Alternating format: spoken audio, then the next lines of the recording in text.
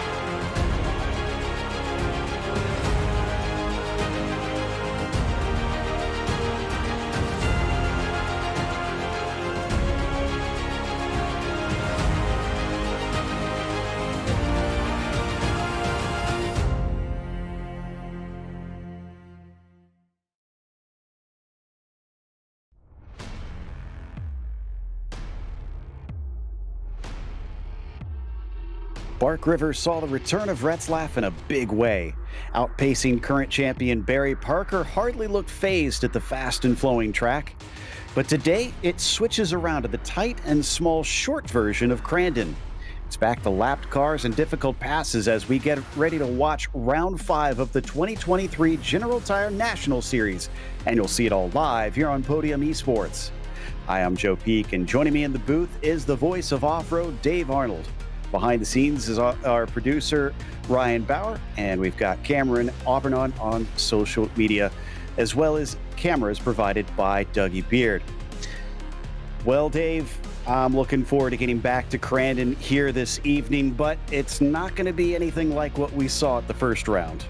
Oh, no. I mean, Bark River, a totally different track when it comes to the short track. It's like a bull ring. It's short, it's fast, it's tight, and there's going to be a lot of beating and banging going on for sure. Joe, I can't wait for this one.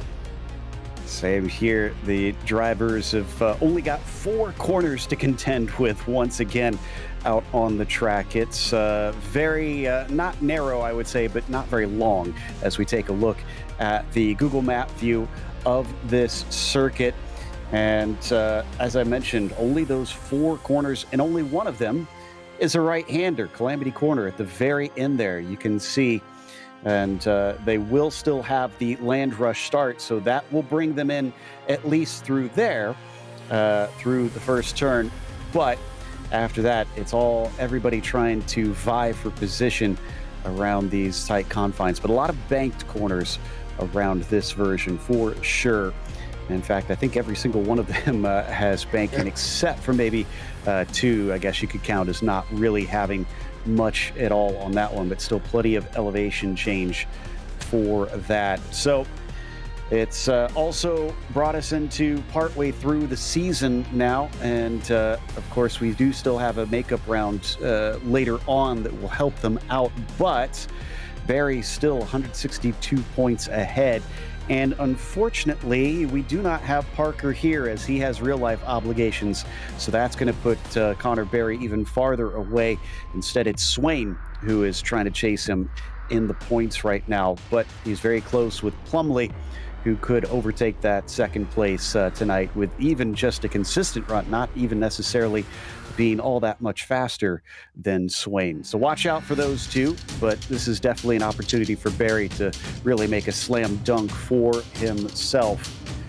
As for the race itself, if you haven't been watching up till now, they run a heat race system, and it's going to be 6 laps out here at Crandon, with it being such a short circuit. Last chance qualifiers will allow you to get in if you don't finish within the top 3 of those heat races.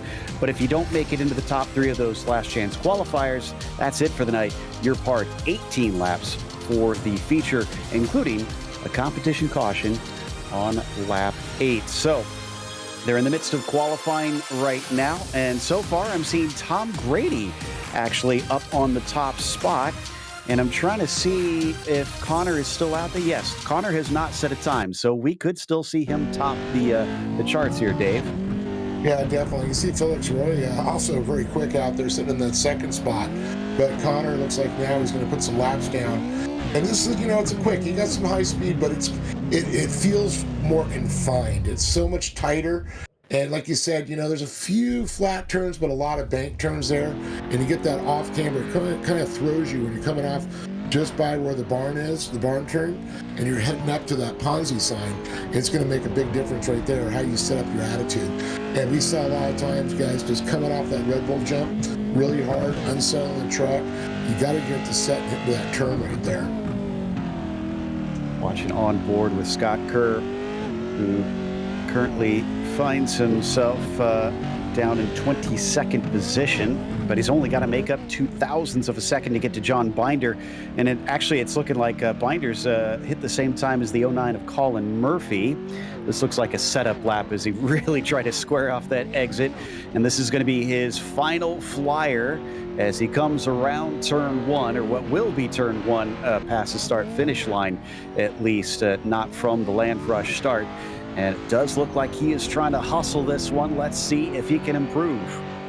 And that's what I was talking about right there. That is a critical turn to set you up. And it kind of throws you off. You're a little off sideways, kicking in, then you hit that gravel pit. And that's placement right there you got to get right. And I think he went a little high on that one. Probably spun the wheels up in the marbles. Yeah, I'm showing him a little bit slow compared to his best time right now, so I don't think this is going to jump him up the order. He's going to finish it anyways, just because he can and might as well, and he leaps it off the track. But that was definitely slower by about 0.2 compared to his first lap. Crystal King, in the meantime, let's see. Oh, nope, she's going to come to a halt there out of Calamity Corner. She'll start no better than 8th unless she decides to get back out on track. She does have some time, and she has 2 more laps, but basically that final flyer will be it. A lot of drivers really trying to maximize things here as Mika Logic now heads out on his last flying lap. Well, let's keep an eye on Mika Logic right now as he sets up in these turns. It's set up for qualifying is so important, You saw beforehand they wanted to get that straight shot coming across that finish line there to get going around for that start where the timer actually over where the Red Bull jump is. And you can see the setup, and you can really see the difference of the dirt, where the lines he's taking. You're not in a race situation. You could use a little bit more of the track, but you got to stay in the traction zones there. And he gets a little bit in the marbles too, but it also sets him with a nice exit out of the turn. This is his 3rd lap, and yeah, he's also going to try and set this one up. So, excuse me, that wasn't his last flyer. This one is right here as he leaps over those first few jumps down into the first turn. Now, one thing I find interesting about this short version is we see those tires down to the inside. Kind of reminds me of a dirt oval instead. Yeah, and I think the setup is, pretty much the same. You can see when they come around, you want to put your nose on those too. Gotta watch out though, because they do not move, especially in the sim. I have seen trucks get turned over when they flirt a little bit too close over there. Paul is on a very good lap from what my timing is showing, so I think he should improve on this 17th place, but we're down to the last few moments of the qualifying. So as they come around the last corner, Paul crosses the line. Oh, he was off by about 0.06 of a second. Well, it was a good run, though. I mean, he did better a little bit, but, fortunately, we've got some different players up front this time. Absolutely. Yeah. And Connor did not get back out on the track. We saw him abandon after his, I think it was 2nd lap, and he never came back out. He was only 6th. Again, this will set the heat positions. So this isn't the end all be all, but it's still a bit surprising because I think that puts him second on the third split. I have to double check on that. But regardless, a bit unusual for him as he's typically quick in every round that we see him in. But looks like the trucks are getting ready to line up for the first heat. Before we get to that, though, I do believe we have our national anthem ready to play. Oh, say, can you see by the dawn's early light what so proudly we hailed at the twilight's last gleaming, whose broad stripes and bright stars through the perilous fight o'er the ramparts we watched were so gallantly streaming. And the rugged red glare, the bombs bursting in air, gave proof through the night that our flag was still there.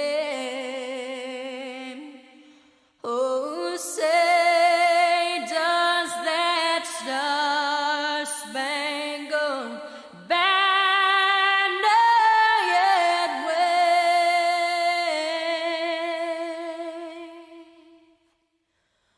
o'er the land of the free and the home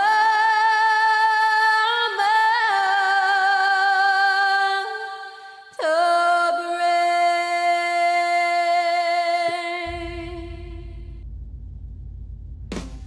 And with that, it's time to go racing. Jarrett Liebert is going to be starting on the pole for this first heat with Tom Grady in second, Tyson Miller P3, and Trenton Briley in fourth position. Paul Mikolajic starts P5. Then it's John Binder in sixth, Bodie Cryer in seventh, and Daniel Aish in the eighth position. Land rush starts. They will not be going back to this spot, though, after this. It is just around that short course, but the whole shot is certainly going to be important. And Liebert having the inside, will that give him the advantage, or will he get nipped off the line by anybody? They are waiting just a little bit longer here.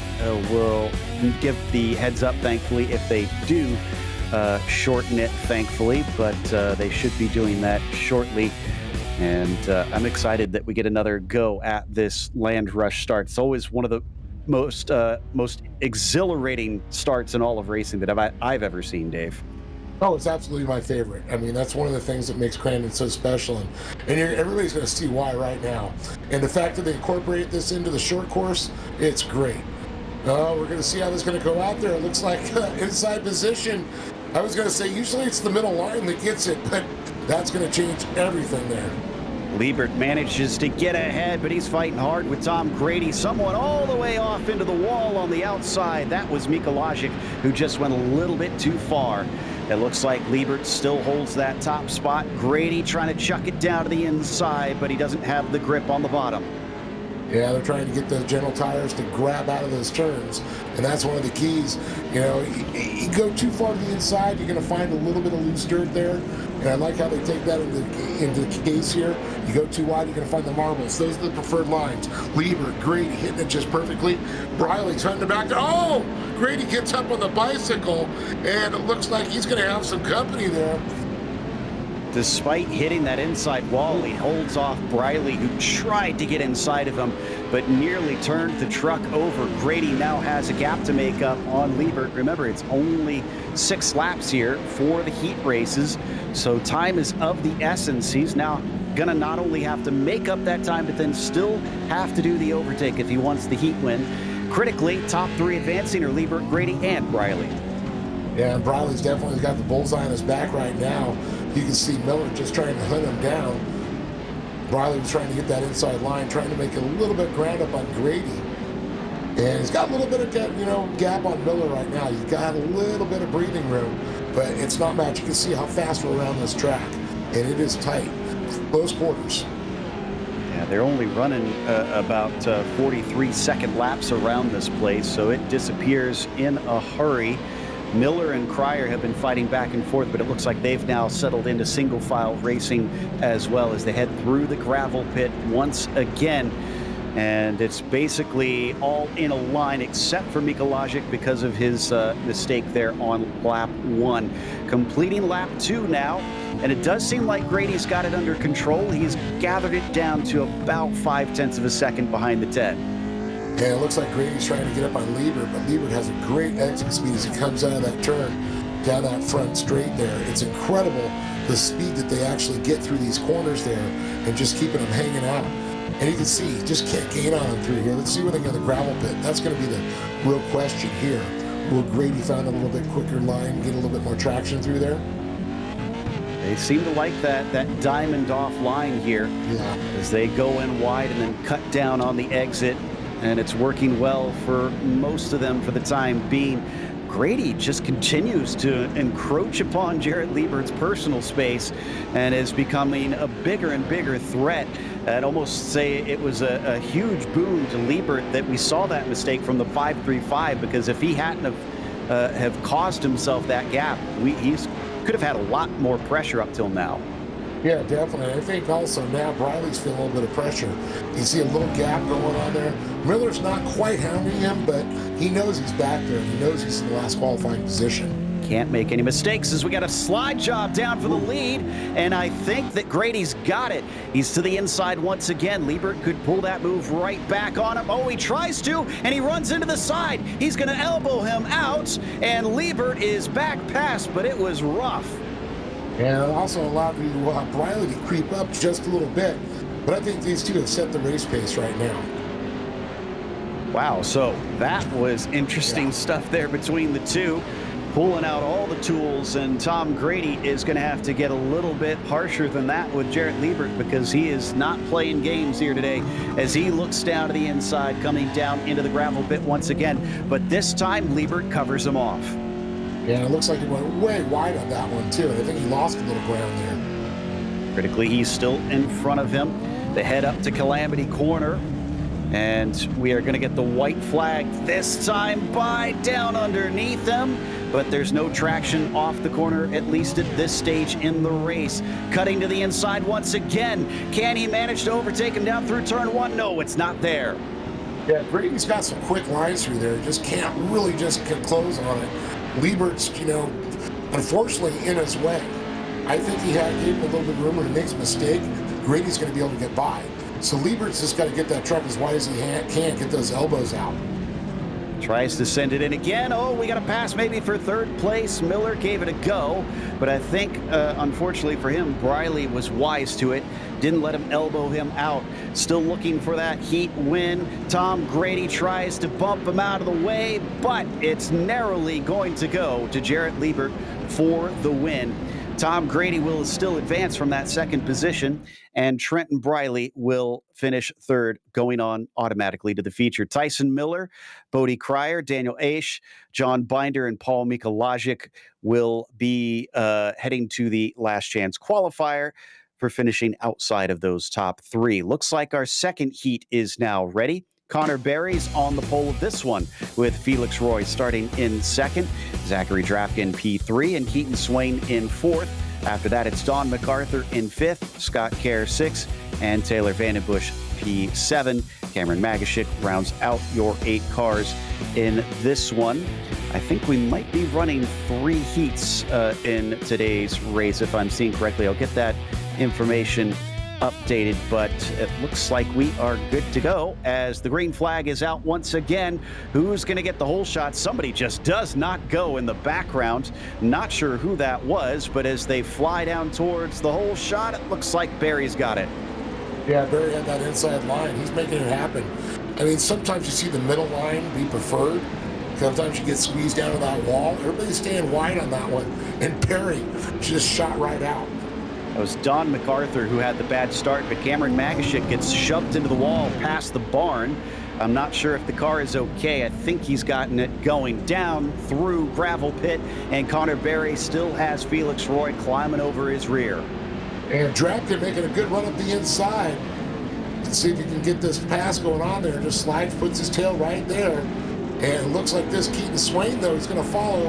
And it looks like we're going to get possible 2. No, Swain gets pushed out a little bit wide.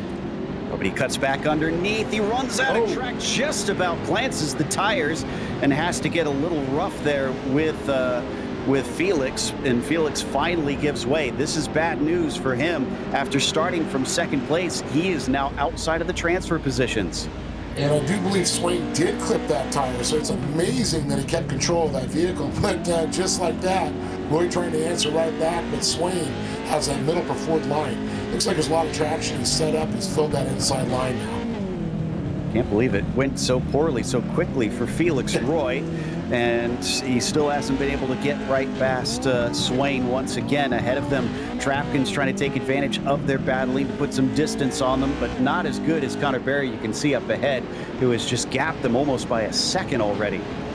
Yeah, I kind of forgot about Connor up front. He kind of disappeared quickly, but Drapkin now looks like he's trying to put the hammer down and catch up to him, but Swain's still hitting back there. He's still in a qualifying position. But Roy, you know, he's going to be looking for a little redemption right now. Well, more than that, I think he's going to be looking to try and get through to the feature automatically so that he doesn't have to threaten his weekend here with going to the LCQ and winding up out of the race there. Ooh, did Connor just hit the inside wall? I think he did clip it a little bit. Certainly looked like the front went up from what we could see on this onboard. He got awful close to it, and it cost him a little bit of time, as it's now single file pretty much throughout the field from front to back. But Felix Roy is going to change that. Goes the inside of Keaton Swain, unable to make it work. Yeah, Felix is trying to, feel the track out right now, but you don't have a lot of laps to do that. He's looking for inside and outside. He should have figured that fast line out already. Lap 3, you're halfway through this one. This is going to be 2 to go after this. Exactly, and he still is not able to get fully alongside Keaton at this stage. That's Keaton that you see that we're on board with right now in the blue machine, just behind Zach Drapkin. Has done a good job recovering, has become a bit of a threat now to the second place truck. Yeah, you're exactly right. Swain is now starting to look to the inside of Drapkin. We'll see when they come around here through the skybox turn and the gravel pit and see for the setup here. Seen a lot of attempts into this corner, but none this time seem to stick. Yeah, nobody really close enough. Oh, behind him, though, looks like Vandenbush and Scott Kerr swapping positions. And then you have to go right down into turning in as soon as you land, coming off the jump into Calamity Corner. And it looks like Scott Kerr is not going to be able to keep Vandenbush behind. Oh, no, Drapkin still got second. I thought Swain had taken it away for a second. Yeah, it looks like it was almost a pass going on, but Drapkin will hold on to it. And a little carnage going on in the back. Oh, he's managed to sneak in front. No, he got it down. He just about feeds in front. He can't quite slide completely in front of him. He might be able to do it here. No, going way out wide. Drapkin tries to hold on. No deal. Keaton Swain has managed second place. Yeah, just as we were talking about it, he was able to answer right back. He did it out of that second turn coming across that finish line. White flag, 1 to go now. Connor Berry has checked out. Keaton Swain is into second. Drapkin now is under threat because Felix Roy doesn't care which car he passes for third as long as he passes third. Now, ironically, these two drivers have raced against each other in the pro monkey classes, and I know they know how each other drive. And now with the iRacing, I think they know each other's tricks. It's really starting to show.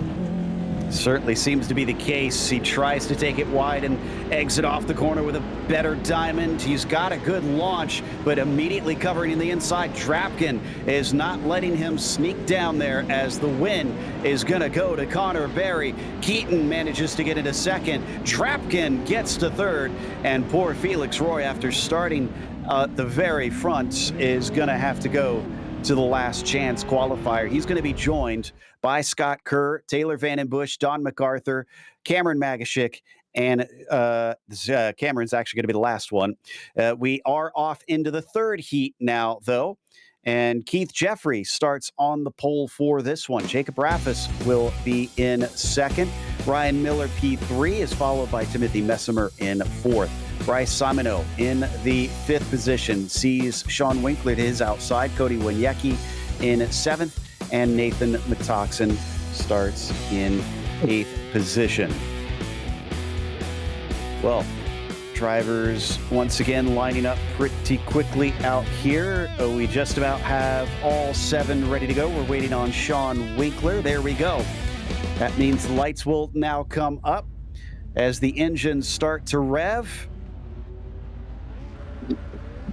And they're holding them for a bit here. There it is. Green flag is out. And this time, as you were saying earlier, it does look like the middle has a pretty good start, but second phase of it, suddenly Keith Jeffrey is a rocket ship, and he's ahead of everybody. Yeah, he just held to the inside. He helped. You know, everybody was fighting for that middle section, left that wide open inside. He's going to get past the barn first and down into the second full corner as Jacob Raffis tries to hold him accountable. Could still try and make a charge to the lead here into Gravel Pit. And he is going to try and go down to the inside. Can't quite swing it into him with a slide job. They're going to be neck and neck as they exit the corner.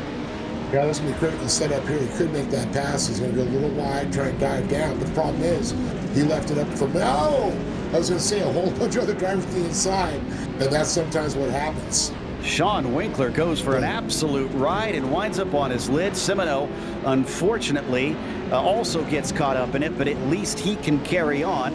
Right now it's Winkler, not Winkler leading, it's Raffis with Keith Jeffrey swapping the lead here, and Messimer in the transfer position down to the inside. Keith Jeffrey fighting back. Yeah, it looks like he's going to go to the inside, hold him. He's going to try and push him wide here. You know, you don't let him get to the inside. That's the problem. You do. He's going to leave that inside line open, and he did. Should have filled that hole a little bit quicker. Yeah, 13 just got the nose in enough.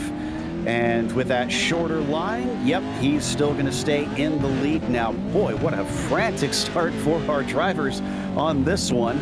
Jeffrey has now lost the lead. Raffis has got to work hard probably to keep him behind. And then in third, Messimer, because of all the chaos behind him, kind of is running on his own. Yeah, Messimer was really right up there. He's starting to turn that pressure up a little bit. And then with all that little chaos there, I think it slowed him down a little bit. He's trying to get back in the groove, recollect himself.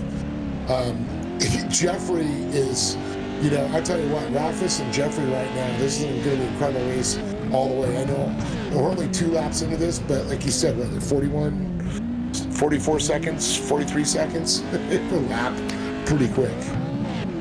It will indeed. Jeffrey still trails him coming down through the first corner, leaning into that banking as they then head past the barn and up towards this sweeping second turn, probably the fastest turn on the track with a wall right to the outside. You can see them take it all the way up to there, checking back in with the 101 in the meantime, just briefly, and now down back into Gravel Pit here. Jeffrey still right on top of that number 13.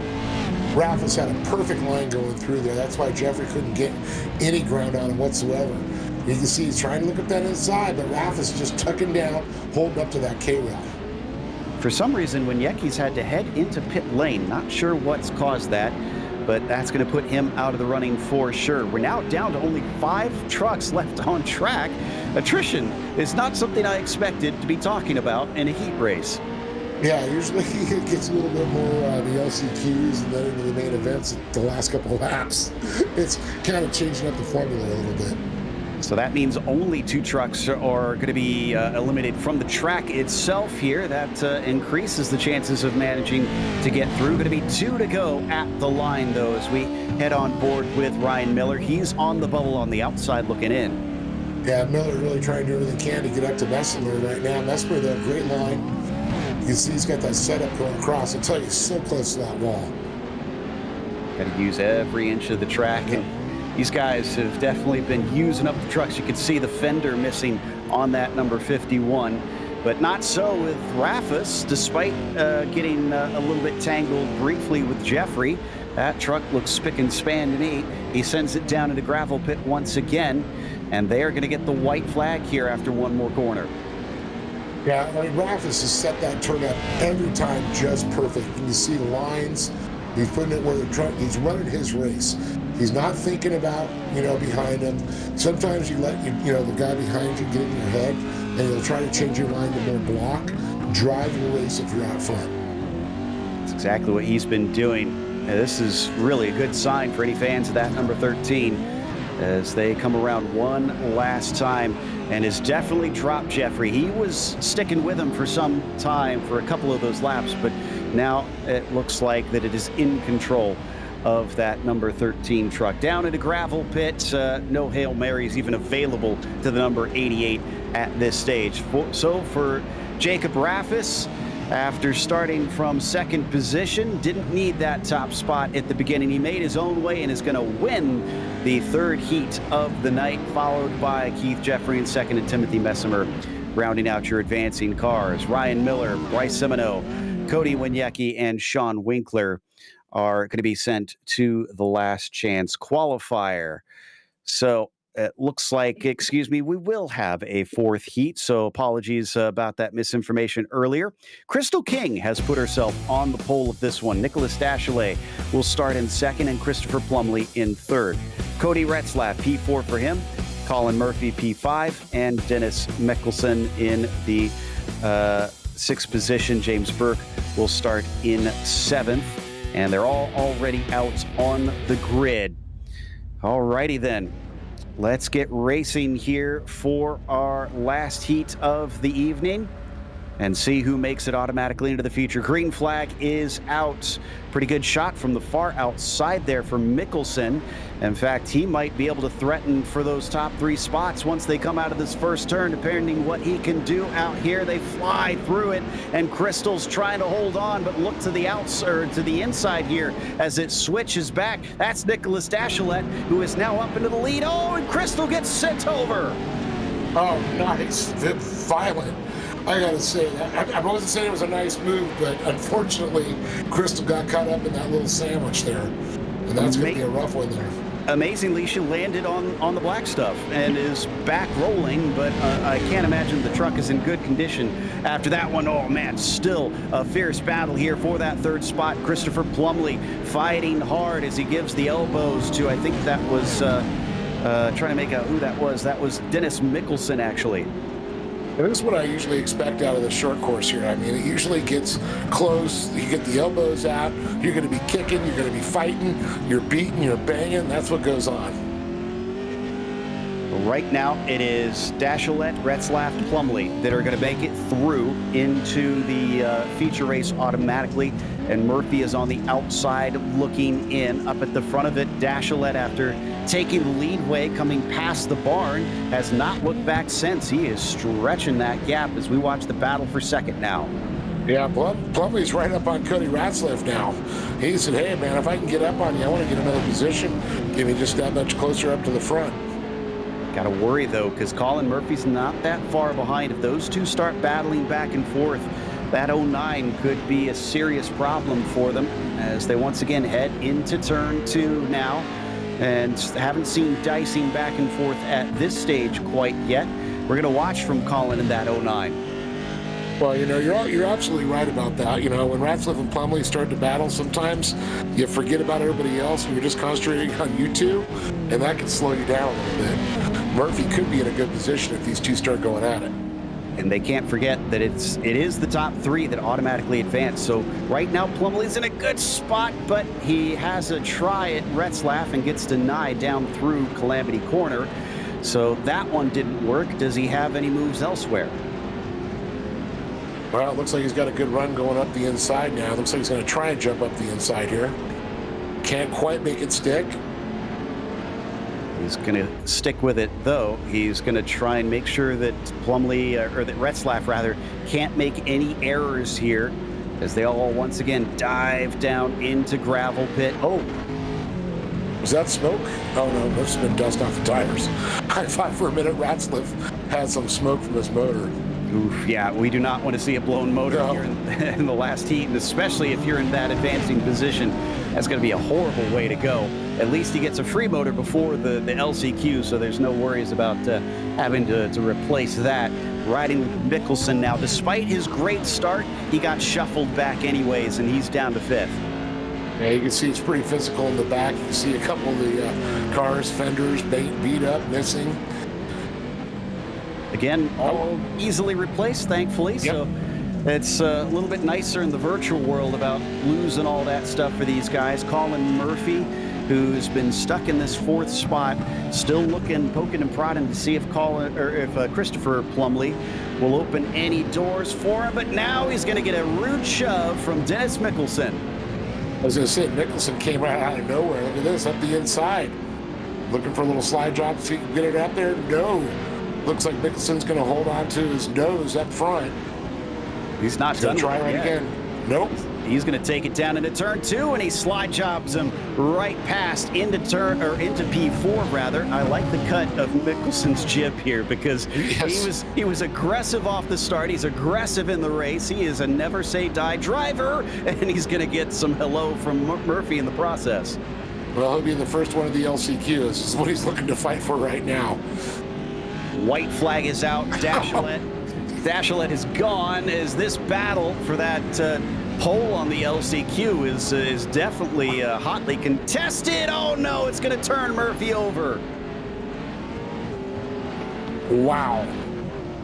On the last lap of the race, Murphy's probably going to be miffed about that one. So Dashalet, who's basically been in control here, is going to just round these last few corners and looking very cool and collected in his onboard cam as well. Just one last one off to the right-hand side, down through Calamity Corner, a gap of 2.7 seconds. It's going to be the biggest gap we've seen in any of the heat races tonight as he takes the win. Behind him, a challenge for second, but Retzlaff will hold off Plumlee, the last two, to make it through into the feature without having to touch the LCQs. James Burke, Dennis Mickelson, Colin Murphy, and Crystal King will round things out. Crystal jumps up into 6th after Murphy's incident there. And that's going to take us to a quick break. We'll come back with the LCQs and then the feature here.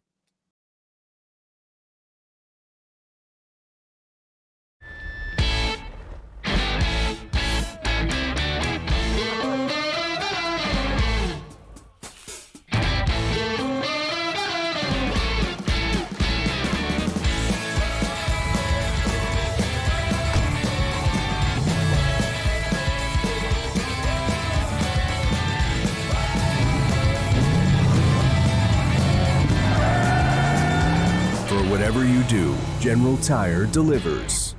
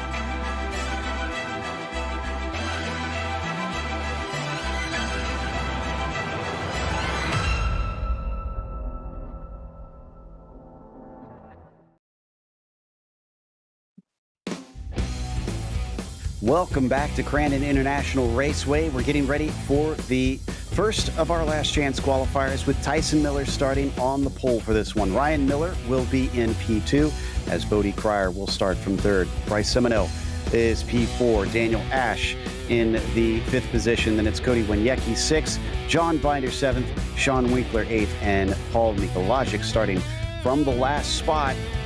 It is, again, only the top 3 that go to the feature, and it's an even bigger field than what we saw in the heat. So the pressure is on, and you described it earlier there, Dave, that everybody's going to be very fierce down into these first few corners to try and find track position. And I believe we should be getting going here in just a moment, as the time should be up, but I'm not seeing it. Not sure. Oh, here we go. Okay, now we are ready to go as the engines start to rev. And the green flag is out. Who's going to get the whole shot down into Potawatomi corner? Looks like it's a very good one for second place there, as suddenly down to the inside, the 51 just takes it away. And that's going to be Ryan Miller to the top spot, but coming around the outside, it looks like Mikolajic, despite starting last, has got a fantastic run through the first corner, beating and banging all of them, trying to find space. There is no truck that hasn't made contact. Oh, I can't believe they stayed down on the rubber side down. That one, they were beating and banging at each other all the way through that turn. Now, set through the gravel pit, and I'm going to see a little bit more contact, though. But these guys, they're going door to door. That's what you want to do. You don't want to change their attitude of their vehicle. That's what the marshals are looking for. It looked like the rush to the salad bar down to that second corner. My goodness. And Miller still is fighting hard as Ryan Miller's fighting hard. Tyson Miller's behind him as somebody gets sent sideways in the background. It looks like Wieniecki catches it eventually.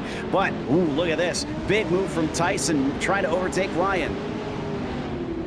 Well, the Miller boys, we're going to call them right now. These guys are definitely going back there toe-to-toe. I think the inside line could have it here. Yeah, that's Tyson in the red, and that's Ryan in the pink and blue around the outside. Still door to door as they come off the turn. Yeah, Ryan Miller manages to get it, but Tyson was loose. As they look up the inside again, he's going to keep it just enough where he doesn't have any daylight there. He's going to take that line right away from him. Mikolajic had trouble from the very start of his heat, but has not let it hold him back. He is up in this third spot, waiting patiently, watching the two of them. Even shorter races for these LCQs, as there's only 4 laps to try and decide our top 3. And these top 3 have started to stretch out. Yeah, I think Mikolajic just said, you know what, screw it. It's the LCQ, I'm going for it. Man, Millers, I mean, they're like Miller, they're drifting, mirroring each other in this one. It's incredible. It's been one of our best fights for the lead that we have seen. Ryan still leads ahead of Tyson, coming around side by side down through Calamity Corner. Tiny little nudge from Tyson, but Ryan holds on to it. Now they switch back into turn 1, giving him just enough space down to the bottom. Yeah, it looks like Tyson was trying to get that inside line. He just tucked him behind him. You know, I hate to say this, he's in a qualifying position at this point because Mikolajic's right back there. And Winkler got a good little gap. These 3 are running their own race. Yeah, I got to agree with you. I think high percentage moves only, which this might be it. He gets to the inside, and they're going to drag race off the corner down at Calamity Turn. And Tyson will have the inside line once again. So I haven't seen that outside quite work in Calamity Corner. Oh, but he just about got a good run. Unfortunately, he hit the back of the 51. I think if that didn't happen, he could have had him in a turn 1 there. Yeah, you know, I've seen it work once or twice in real life. Believe it or not, getting around there, if you can establish there and just get even with that guy, get your nose up in through turn number 1, that's going to be the key. That's the only way it's going to happen. Final lap. White flag has already been waved. Last time he really got a good run through gravel pit. So 3 wide for the lead, and they all come together. Thankfully, it does not turn them around. I was going to say, don't throw it away now, guys. You're all through if you just make it through these last few corners. Still, the desperation shows from Tyson isn't going to do it. Ryan Miller is going to take the win. Tyson Miller is going to finish second. Mika Logic is going to be third. Sean Winkler, Bryce Simoneau, John Binder, Bodie Cryer, Daniel Aish, and Cody Wieniecki are done for the night after that one, sadly. We head on to the last chance of the last chance qualifiers to make it through, with Felix Roy starting on the pole of this one. James Burke will be second and Scott Kerr will be third. Dennis Mickelson starts from P4 and Taylor Vandenbush is fifth. After that, it's Crystal King in P6, Don MacArthur in seventh, and Colin Murphy eighth. Cameron Magashik ninth, and Nathan Metoxen rounds out your 10 drivers vying for 3 positions here. And after what happened to Crystal King, I wonder what her view is going to look like coming down into the first few corners. Well, Crandon's always a crapshoot. It's all, sometimes you got to have a little luck on your side, but that inside line has been really quick. We've seen 1 and 2 so far, been taking it. You do have to go the longer way around on the outside. This is a good line to the inside, but you have to have that good response off the line with that green flag. And look at this, they're already beating and banging each other to the center. Oh, and it was Crystal, unfortunately, that came out the worst for it, unless maybe she backed out just to preserve the truck. Meanwhile, Roy, from the pole position, will take the lead. Yeah, Roy had a good spot. I tell you what, it's been so far, they've been right on the reaction time, and that's what it all comes down to. Burke to the reaction time. Yeah, I did a fantastic job on that. Burke to the inside of Kerr, and he's going to try and take that second place away. A lot of beating and banging at the very back as Don MacArthur gets way too sideways, unfortunately. Still wheel to wheel between Kerr and Burke gets really fed out now. Yeah, Kerr was smart to get out there and just kind of fill that hole with the truck. He kind of took the line right away from him. He knew, but he could have left that inside. You can see this is so close right now. If you do that again, someone's going to take advantage of it. Oh, and you see Crystal right now. She is on a mission. She is, but so is Colin Murphy. Both of them were caught up. Murphy gets absolutely shoved into the outside wall. Crystal and Colin found themselves sent out of the running earlier and late. In the case of Colin Murphy, she absolutely shoves her way past James Burke. She's now in a transfer position, as in the background Mickelson just rolled it. Yeah, the elbows are coming out for sure right now. Crystal King, though, after that she got done dirty, we talked a little bit, not anyone's particular fault, but she was in the wrong place at the right time, wrong time. Now she's looking for redemption. She's just going to look for any opportunity she can right now to qualify. The red mist is definitely down. Burke is in fourth, as Murphy unfortunately got oh my goodness, Felix Roy hit the outside wall hard. I don't know what exactly happened there, but it's almost like he just understeered into it. Yeah, just kind of a little rub and took a little paint with him. Putting his signature on the wall. We're going to get another good look at it right here. You can see when he comes off, he's carrying a lot of speed and just kind of slides out. Yeah, little fiberglass drag.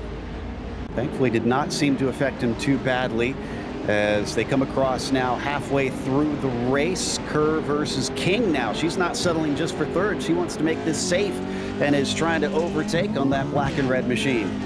Yeah, one thing about Roy, we're watching him out front right now. I mean, he had some problems. Crystal King had some problems. But you see with these drivers, they get out and get on their own.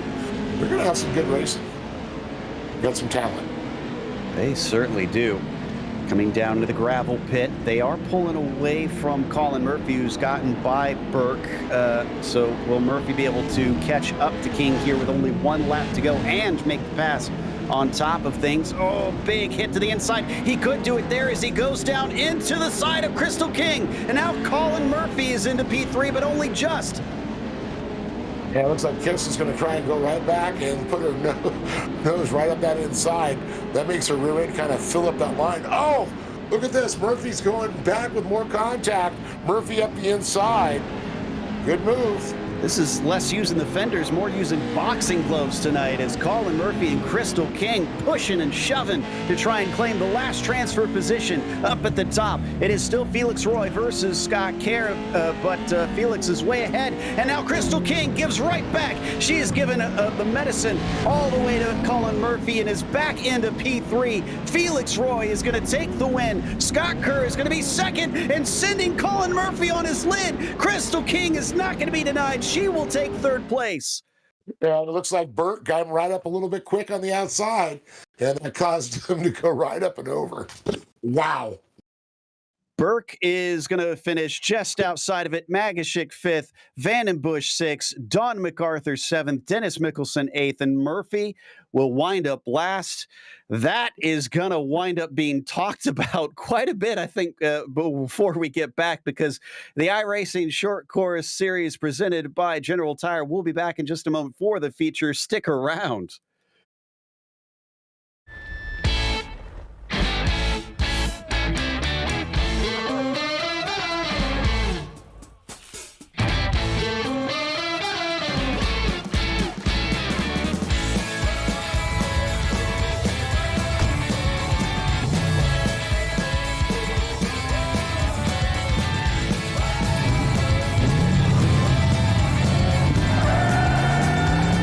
Whatever you do, General Tire delivers.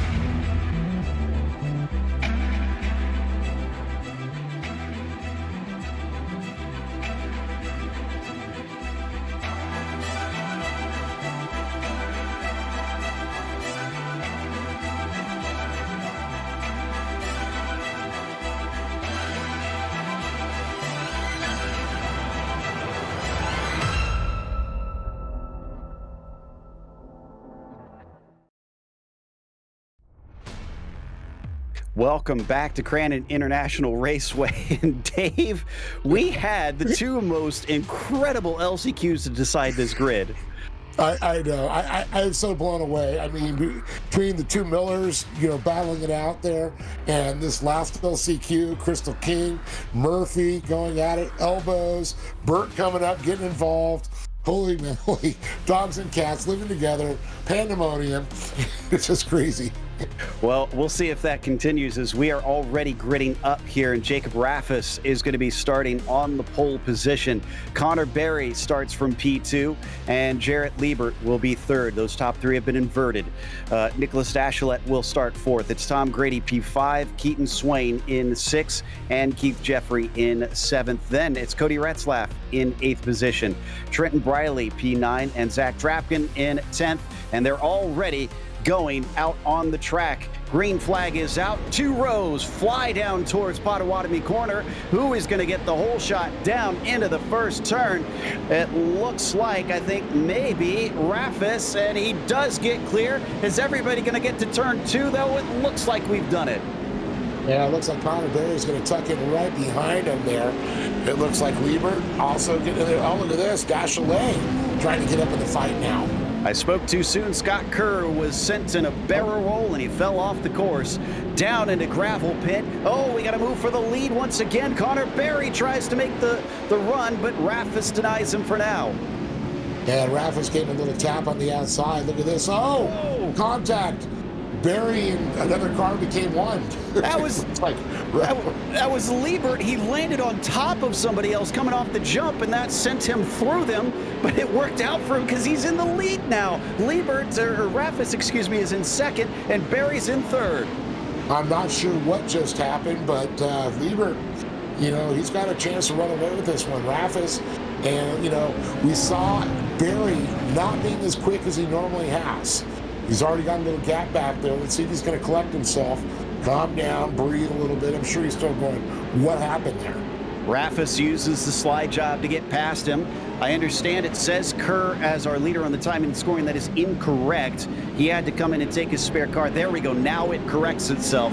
And you can see that Raffis is the top spot, Liebert in second, Connor Berry right there. They can't give him a whiff of things. Yeah, that's for sure. Also, you got Swain, who's sitting second in the points. He's battling with Dashley back there for that fourth position.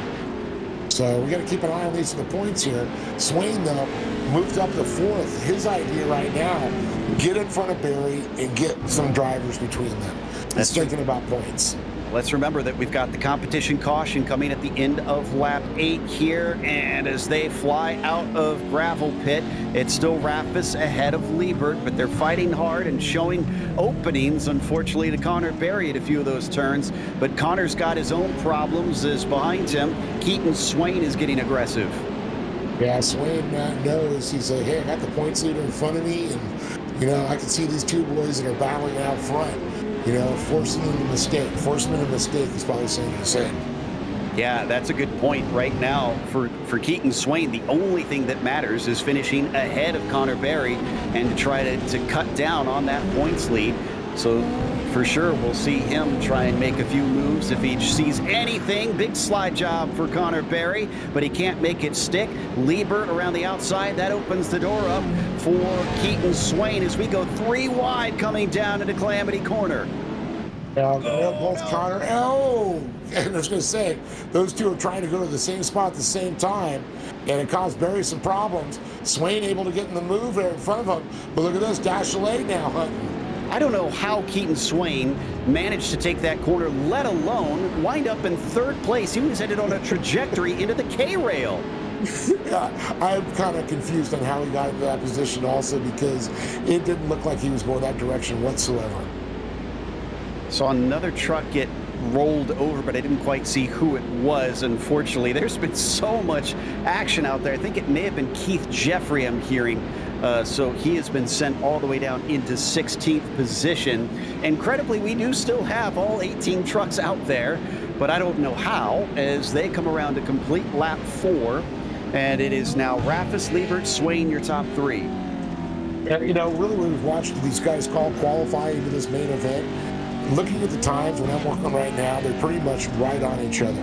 This is going to be a battle all the way to the end. 18 laps, it's a long distance. And you mentioned early on the competition caution. When that comes, we re-rack, restack, it's a whole nother race. So let's see as they come down into gravel pit. Not as many big moves this time. Maybe they're finally settling in. Dashley, let's not forget about him.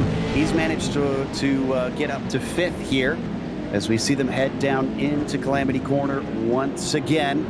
Up at the front of them, Raffis has been making good of the clear air. Has started to stretch away from Liebert. We're going to ride with Nick.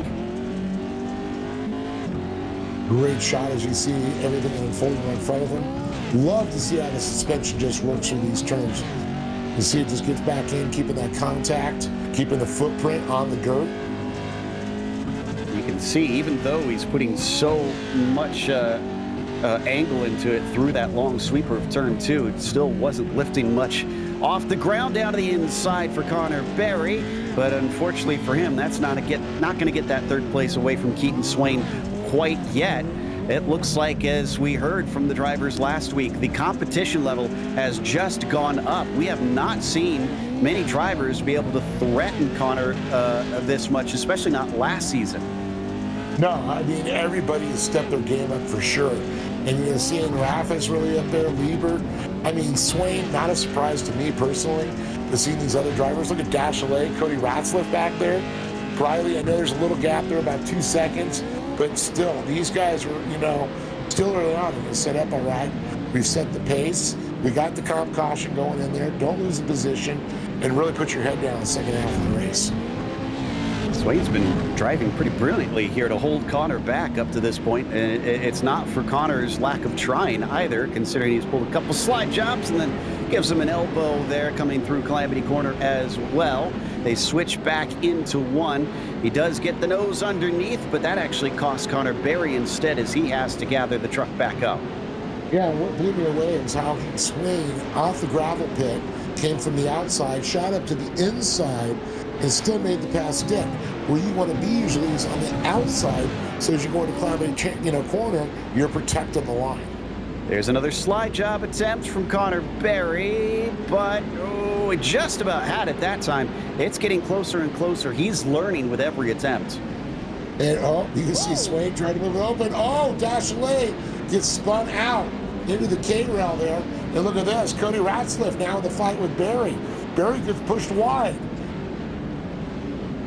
And they're now apparently they have the competition caution. I did hear some call over the radio. I wonder if they thought that was going to be the call for the competition caution, and those two, it almost looked like they checked up, and that's why they all ran into each other.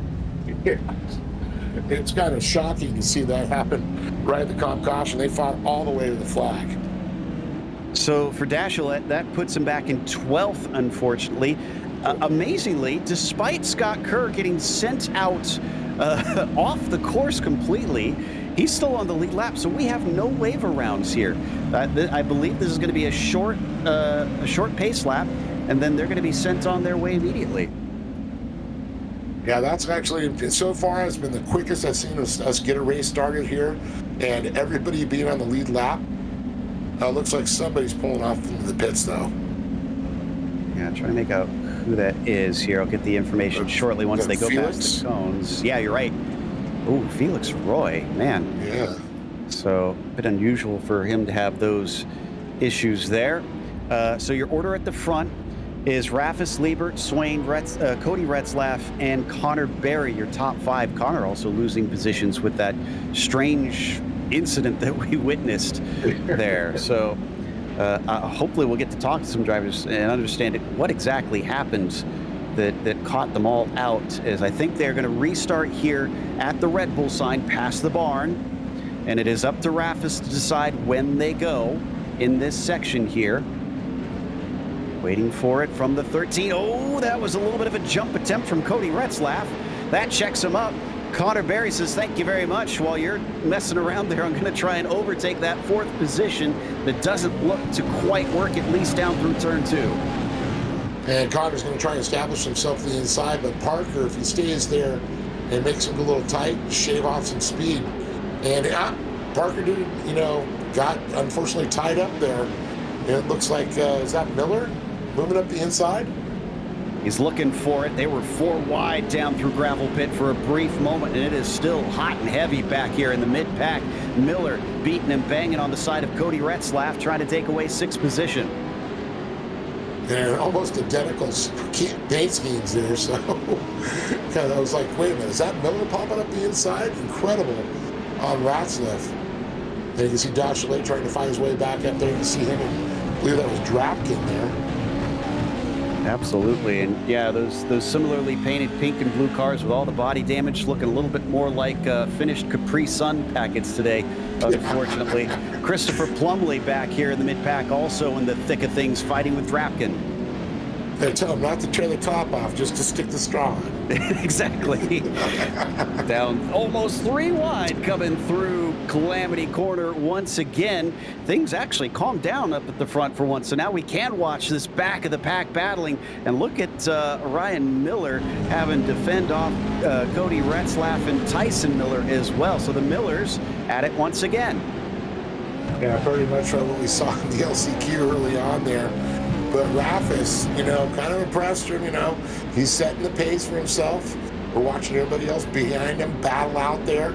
Liebert, Barry, back up into 3rd, but still fighting. Just about every line you can think of being taken down through gravel pit here in this race. Back with Crystal King. Haven't really gotten to focus on what's been going on with her after her amazing stuff down in the LCQ. Oh, around the outside. Speaking of amazing stuff, that's going to put her in 13th. Now you can see a couple of drivers making their move up there. Trenton Briley, I saw that number 17 moving up also. A lot of switching going on in the back of the pack. Yeah, you're not missing anything at the front. This is where all the action is currently here. Drapkin now side by side with Dashlett, and Trenton Briley just in front of them. All 3 of them sending in a different lines into gravel pit once again, almost making an attempt on Tyson Miller. Good exit there from Dashlett, but he can't do anything with it. Now to his inside saying, excuse me, it's Drapkin. And Dashlett getting right by him to the inside there. And it looks like Dashley's going to try and get back up the inside of him, not let that pass stick.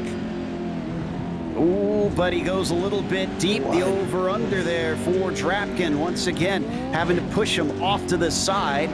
This has been some frantic stuff here at Crandon short course. Drapkin slides on past in front of him once again, but another over-under from the 23. Yeah, watching him paddle there. What's amazing is Cody Retzlaff has gotten shuffled back over the seventh. He was fighting up early on. Now he's in that middle of that brawl. Yeah, not exactly where he wanted to be, that is for sure. And Plumlee is going to get involved now as well, as Drapkin gets a bit of a hello from the 36, but it all works out in the end. Yeah, Cody's brother, Parker Retzlaff, who we mentioned not here today, actually had a 20th place finish in the Xfinity race at Auto Club, so a big congrats to them. I do believe he goes to Las Vegas this weekend. I think you are correct, so probably why we're not seeing him right now on his way, staying out west, I assume. We watch back from Connor Berry, still in P2, as Jarrett Liebert is actually the one that's kind of putting the pressure on the current reigning champion, and Rafis has been just skipping away from the pair of them. And, it looks like Barry's got into his groove. He's been chipping away, moving up there. But the amazing thing is seeing damage on his car. It's been physical. It's been a fight to get up there. It's been physical for everybody. Top to bottom. Yeah, nobody's going to get away with a clean truck after this one, except maybe Rafis, who seems to have distanced himself. Check his bags for the towels, because he's definitely checked out. And there you can see the distance. It's 1.4 seconds. Yeah, and I really like to see is just really focused right now. He's in that car. He's moving. You can see he's just his head, where he's moving his body. Very smooth. Down to 2 laps to go now that he's crossed the line. He's very intense as well. He's one of the few drivers here in this series that doesn't hail from North America. In fact, I think he might be, no, he's not the only one. Daniel Aish, also hailing from Club Australia, New Zealand. But everybody else from over on the Western Hemisphere as they come down into gravel pit once again. Yeah, Barry might have things under control, but it's too little too late. I don't think he's going to make up 1.5 seconds in one lap. No, I think Rafis is in his groove right now, and he ain't going to take away from that whatsoever. I think right now, is Barry's still got to worry about Liebert. He's hunting him. I'll have to check my stats. I think this might be Rafis's first feature win of the season, potentially. Yes, I do believe you're correct on that. So this has been probably what he's been looking for some time, and it was full of excitement. But up at the front, he eventually calmed it down and wrangled it in as he exits out of gravel pit and cuts back with that still 1.5 second over his rivals, and then switches into Calamity Corner. It's going to be his first win for Jacob Rafis in the number 13. Well, like he's got the American flag on at least. Great stuff. Miller gets second place, interestingly. No, excuse me, Connor Berry. No, my timing and scoring went wacky on me. Jarrett Liebert will get a top 3, and Keaton Swain just off the podium behind Berry, unfortunately, him just when it counted. So he briefly had his hopes up that maybe he would get some points on him, but it was not to be. As we are going to take another quick break here for the iRacing Short Course Series, sponsored by General Tire. Wait for a moment, because we'll be back with the unofficial results as well as driver interviews.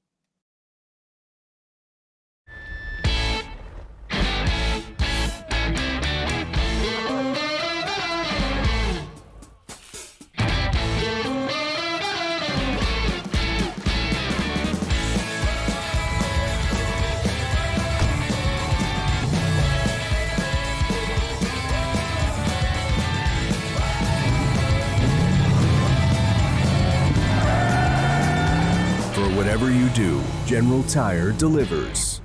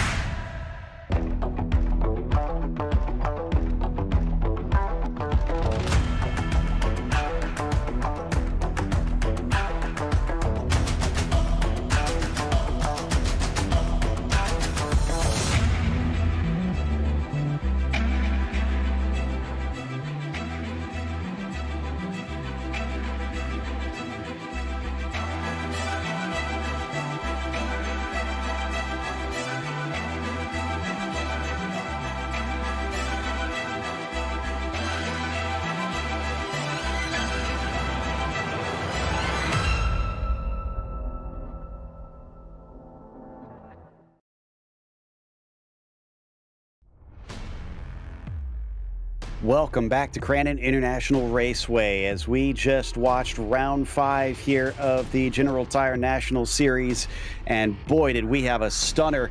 Both the LCQs and the feature gave us some amazing action tonight, but above it all, Jacob Raffus, after a brief battle in the first half, ran away with it in the second half. It was Connor Berry who came home second. Critically for him, he was ahead of his main rivals that he's most concerned about in the points, as Jarrett Liebert was in third. And Keaton Swain, who for a brief moment was actually ahead of Connor Berry, just couldn't hold on. He'll have to settle for fourth. Timothy Messimer was fifth, and Cody Retzlaff was sixth. And it was Ryan Miller in P7, as Tyson Miller actually went from 15th today to 8th. Nice climb. Trenton Briley was 9th, and then Nicholas Dashilet rounds out your top 10. Zach Drapkin, P11 for him, was followed by Chris Plumley in the 12th position. Tom Grady went backwards. He went from 5th to 13th, unfortunately. Keith Jeffrey was 15th, and then Crystal King had to get her elbows out tonight in a couple of conditions and finished 15th. Felix Roy, probably disappointed on this one. He's usually a little bit quicker. He's only 16th.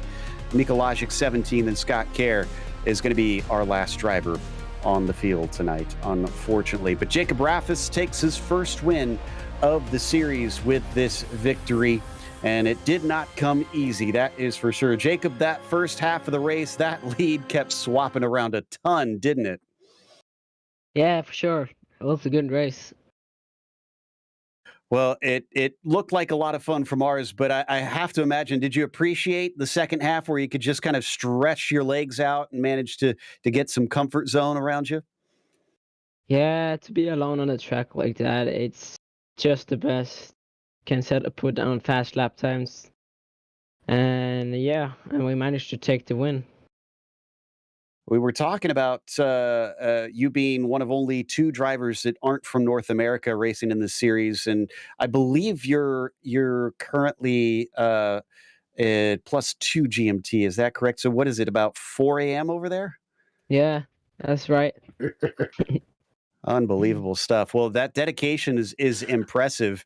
Now that you've got a win, though, it's a long road, I guess, in the points to get up to Connor Berry, because you came in 5th in points on this one.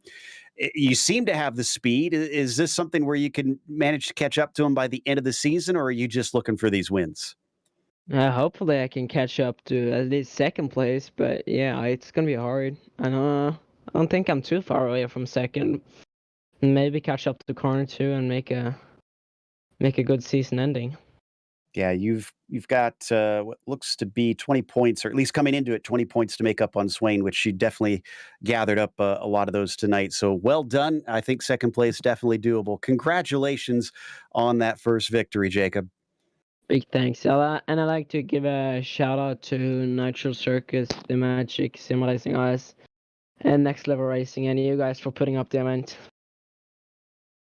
Thank you. That was Jacob Raffus in the number 13 taking the win. And behind him, it was Connor Berry. Dave has caught up with him.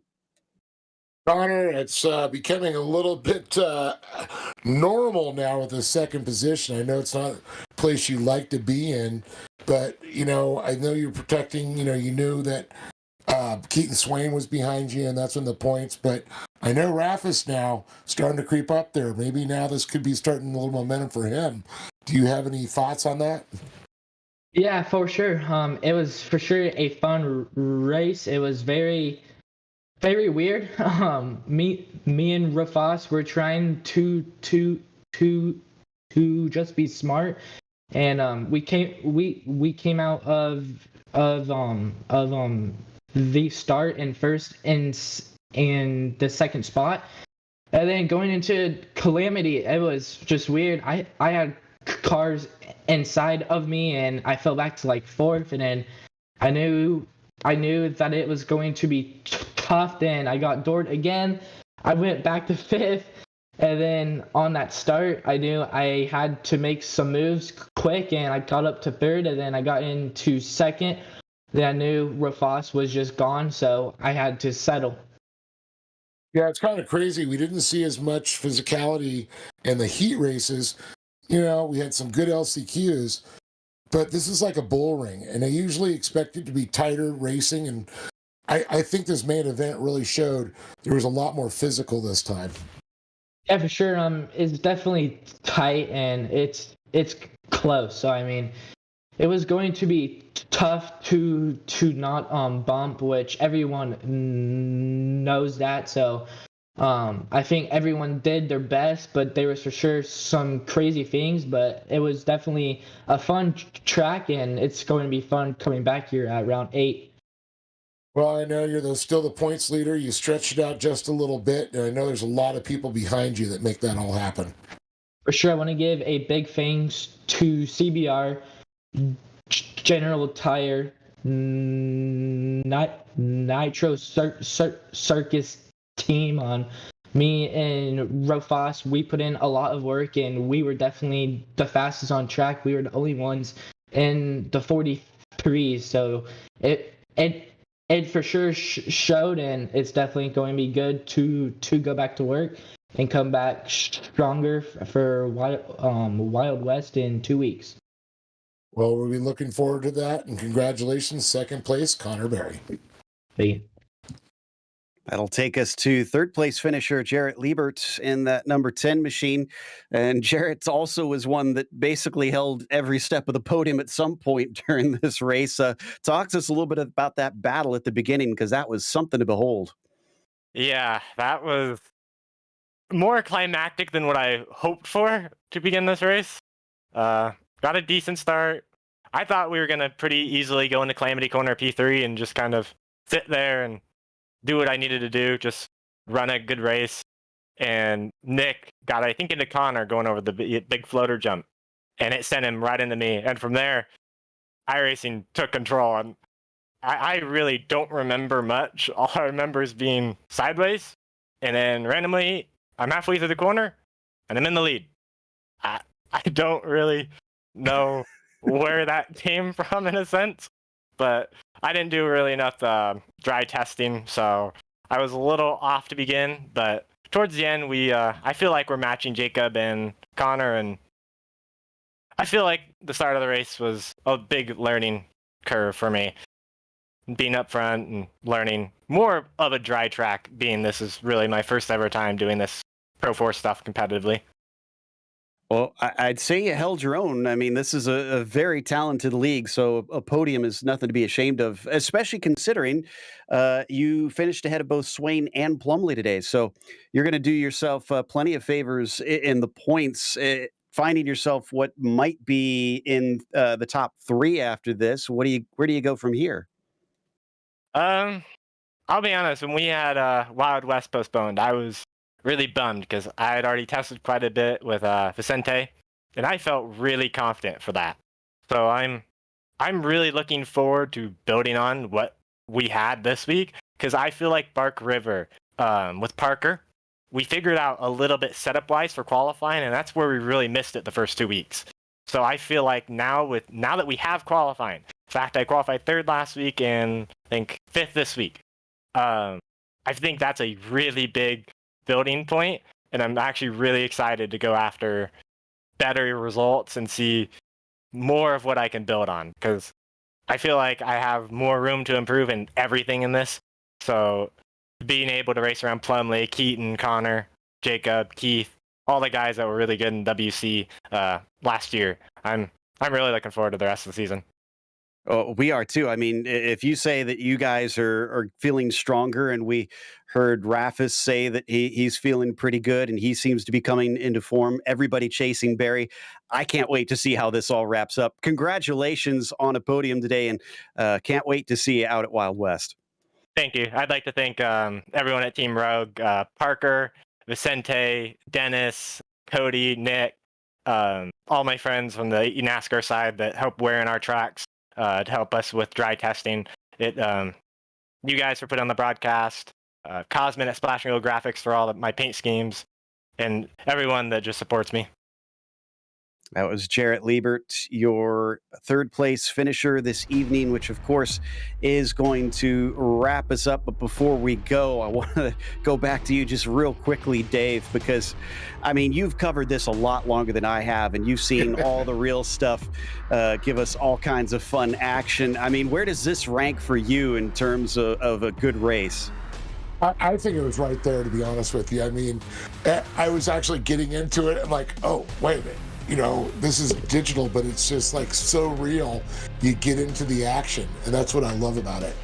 Yeah, oh man, it has been such a hoot to cover. And of course, we can't thank everybody enough that has been involved in this one, because you'll have to join us once again when we come back on Thursday, March 16th at 9 p.m. Eastern, as we mentioned, at Wild West Motorsports Park. But also a big thank you to the organizers at General Tire National Series and to our team tonight, Dave, Ryan, Cameron, and Dougie. Also, none of this is possible without those behind the scenes at Podium Esports, Ryan Bauer, Gary Sexton, and John Theodore. Thank you so much for watching tonight's broadcast of the General Tire National Series. I'm Joe Peak, and I'll see you on the track.